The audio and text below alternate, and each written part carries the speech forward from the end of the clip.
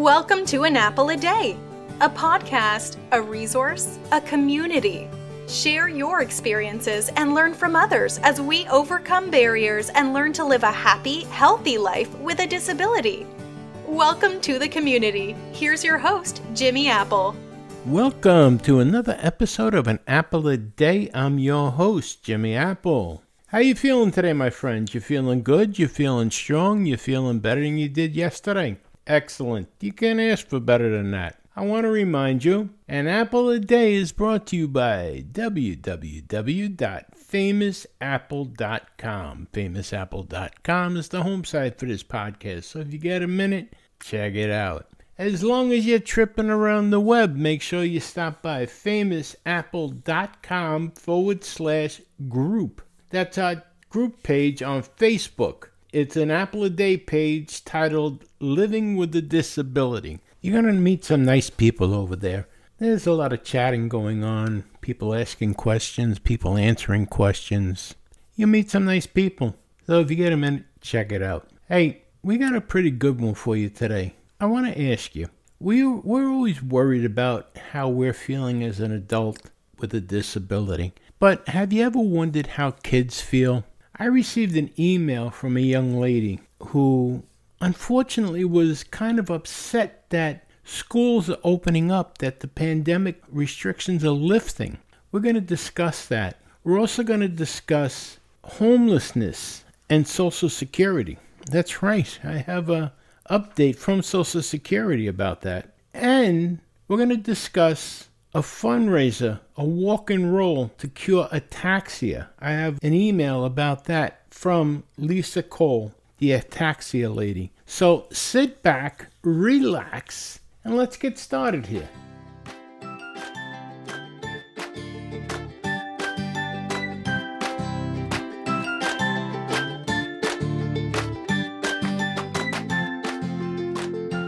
I received an email from a young lady. I don't know her exact age. I'm assuming that she's either in junior high school or high school. I won't use her real name. I'm going to call her Mary.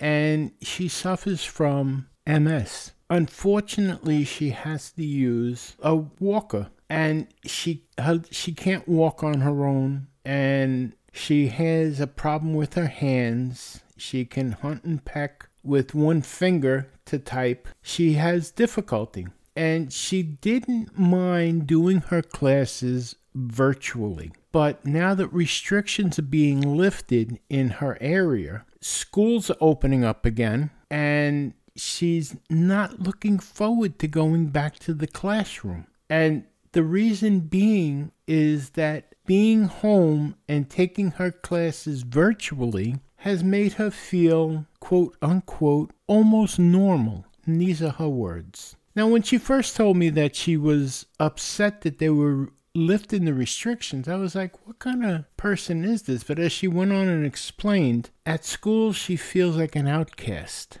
She feels that people make fun of her. People avoid her. People look at her and laugh at her. I was putting myself in her position, and I'm thinking to myself, how sad is that? Because I know as an adult, I'm in a wheelchair. I have one leg, and I have other issues because of strokes and heart attack and stuff like that. But I'm in a wheelchair, and for the most part, I don't care what people think of me. In all honesty, I mean, most people accept me for who I am, and that's fine. But there are people that look at me and give me that look, and I have to admit it's embarrassing sometimes. So I can only imagine what this young girl feels like. And I was at a loss. I was like, what kind of advice can I give someone to make them feel better? I mean, you can give all the cliches you want. Pull yourself up by your bootstraps. Don't worry about what other people think. And that all means a hill of shit to somebody who really feels bad. And think about it. Think about it yourself. As an adult, if somebody's making you feel bad, is it going to make you feel better for someone to say, ignore them? That never worked when you were a kid, did it? When you were a kid, if someone made fun of you and you went home and you told your mother or your father, oh, someone's making fun of me, so-and-so said this about me, and your parents said, I'll ignore them, did that help? I know for me it didn't. But the best advice I can give Mary. And this is something that I learned along the way, and I'm sure other people have learned along the way, is number one, you have to accept yourself. Accept who you are. There's nothing else you can do. You are who you are.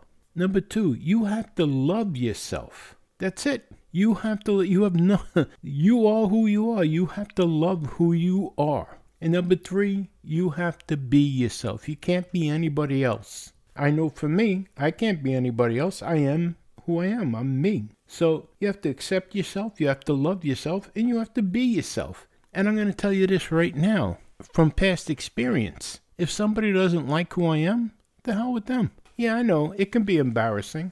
I know, it doesn't feel good when people don't like you. But you know what?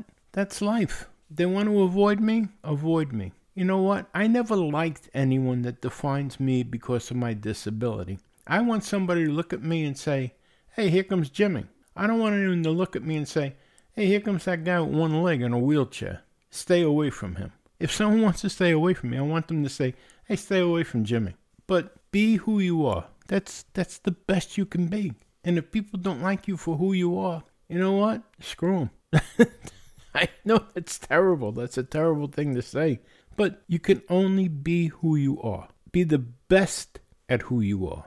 That's all I can say to you. I know that may sound cliche to you. I don't mean for it to sound that way. But be the best at who you are. And to say ignore them, it's hard to ignore people that make fun of you. But just remember, you are you, okay? I'm sorry I don't have a better answer for you. I'm truly sorry. I hope you feel better. I hope you feel good. I hope you feel strong. That's the whole thing. Feel strong. And I'm going to tell you honestly, the same thing I tell everybody else. You're no different. Don't let anyone stop you from being you, all right? Live your life. You're a formidable human being. You're not a disabled human being. You're just a person with a disability. You're no different than those people that are making these cockeyed looks at you. You're just as strong as they are, if not stronger, because you're able to get along. You're able to get by. Remember that. Okay, Mary? Take care of yourself. And please, write back. Consider me a friend. You can write me anytime you want to get something off your chest. You want to just have someone to bounce something off of, or just someone to complain to. We're here. You can write at admin@famousapple.com. Don't feel like you have nobody to talk to. You have friends here. Okay? And join the group. You can join the group. You don't have to send me emails. You can write right in the group. Go to famousapple.com/group and join the group. You can talk to the people there. They're more than willing to talk to you. I already put your story in the group. And there's people that already answered it. So feel free to do that. You have friends here at An Apple a Day, Mary. Okay? Let's move on.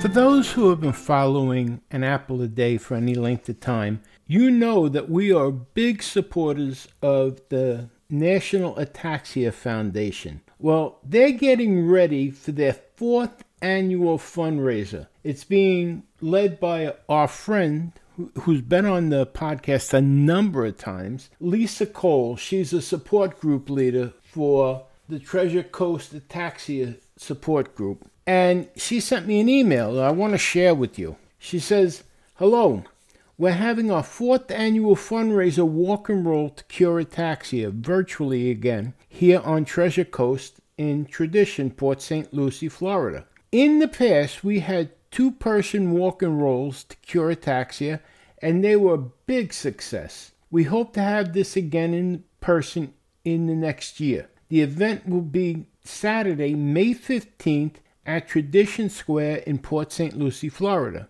We, a few of us, will travel around the lake in Tradition, post videos, and be on Facebook Live. We will have raffle drawings at 11:30 a.m. that same day, and there are some really great gift cards available. The fundraiser is for the NAF, National Ataxia Foundation. NAF is a membership-supported nonprofit organization established in 1957 to help persons with ataxia and their families. The foundation's primary purpose is to support the ataxia research, provide vital programs and services for ataxia families and help in the search for a cure.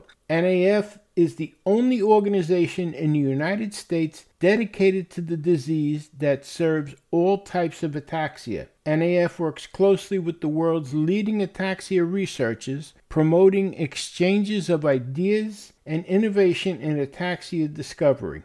NAF's mission: the National Ataxia Foundation is dedicated to improving the lives of persons affected by ataxia through support, education, and research. Please share this information with family and friends. app.mobilecause, that's mobilecause.com/VF/ATAXIAWALK.TC. Now, if you didn't get that, don't worry about it. The link is going to be in the show notes for this episode. And again, this letter is from Lisa Cole. Now, if you want to get in touch with Lisa, you can write her at lisacoleataxia@gmail.com. That's lisacoleataxia@gmail.com. And again, if you didn't get that, you can check in the show notes. I'll have a link to her email address there as well. This is a very good cause, my friends. If you can donate to it, please, by all means, please do. Ataxia is a terrible disease that affects the nervous system, and it affects people's lives so hard. So please, if you can, please donate. Okay? Let's move on here.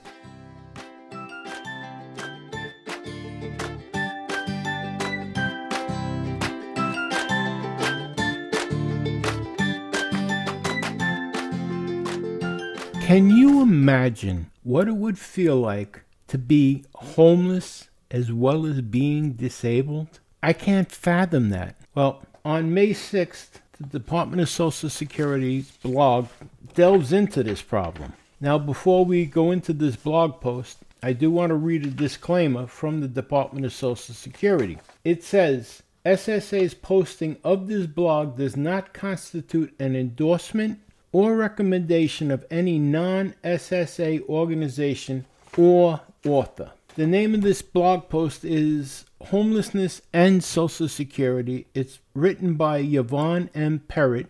She's the executive director of the Advocacy and Training Center and primary founder of the organization SOAR, S-O-A-R. It reads, Supplemental Security Income, SSI, and Social Security Disability Insurance, SSDI, are lifelines for people experiencing homelessness. The U.S. Department of Housing and Urban Development's 2020 Annual Homelessness Assessment Report notes roughly 580,000 people are currently without a home, and the National Alliance to End Homelessness found that 25 to 30% have severe physical and/or mental disabilities. People who experience homelessness tend to age faster than people who have access to housing because of the stress of living on the streets, poor nutrition, social isolation, and the effects of extreme weather and unsanitary conditions.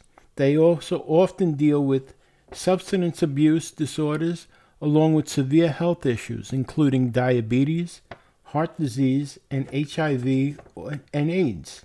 The mental health disorders often also include cognitive problems that make understanding the SSA's terminology and processes difficult to navigate. The standard process for applying for SSI and SSDI doesn't work well for this population. Internet access proves virtually impossible. The COVID-19 pandemic has only made the struggle to apply for benefits even worse. Homelessness places limitations on a person's communication with Social Security. Phone communications, including text, present difficulties, as does traditional mail. The limited options for contact and communications often lead to benefit application denial for technical reasons, such as not responding to mail and not keeping appointments. When this happens, individuals continue to reapply as their health deteriorates and anxiety increases. Third-party providers and organizations can help people experiencing homelessness navigate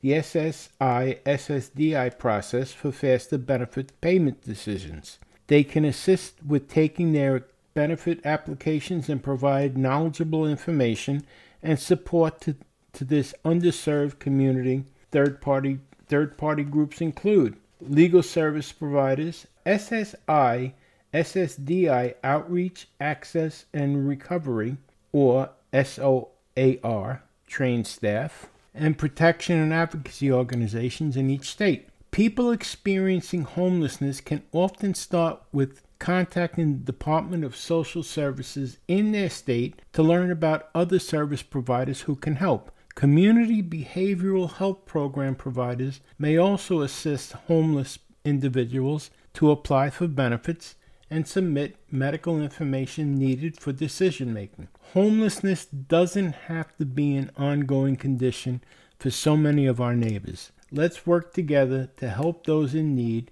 and ensure that those who are eligible are approved as early as possible in the process. This pandemic has only made things worse as far as we can see for people being homeless. I can only imagine what it must feel like to be homeless and be disabled out on the street. It's got to be horrible. We have to do something for the homeless in this country. We have to take care of the homeless and the disabled in this country before we're helping anybody else. Anybody. All right, let's move on here, my friends.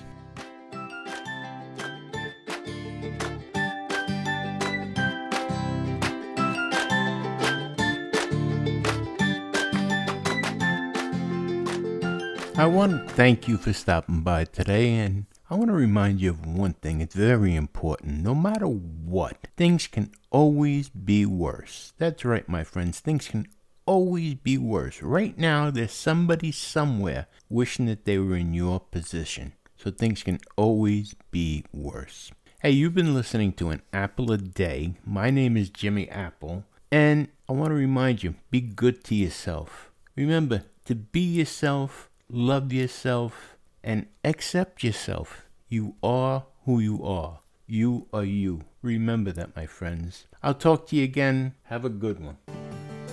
Thanks for listening to An Apple a Day with Jimmy Apple, your gateway to a happy, healthy life.